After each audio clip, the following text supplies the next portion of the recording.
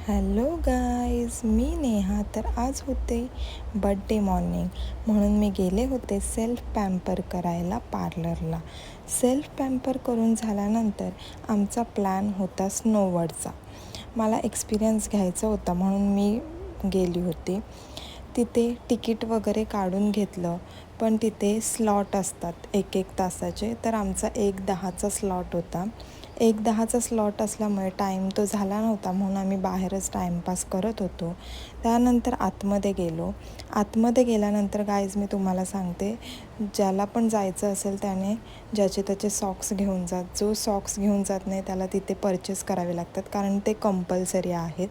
मला माहीत होतं म्हणून मी सॉक्स घेऊन गेले होते. तिथे त्यांचे आपल्याला शूज, त्यानंतर जॅकेट आणि ग्लोव्ज वेअर करायला देतात, कारण आतमध्ये -10 डिग्री टेम्परेचर असतं. खूप जास्त थंडी लागते आतमध्ये गेल्यानंतर. मी खरंच एक्सपिरियन्स घेतला आहे. मला वाटलं काहीच नसेल, पण मध्यंतर झालं की इतकी थंडी लागते ना की बोलता वगैरे पण येत नाही. खरंच खूप जास्त. मी तर पूर्ण लाल लाल झाली होती. त्यानंतर आतमध्ये गेल्यानंतर पहिले कोणीच आलं नव्हतं. तिथे बॅकग्राऊंड म्युझिकही लावतात. खूप जास्त मजा येते. ते फोटोशूट्स वगैरेही करण्यासाठी एक फोटोग्राफर असतो.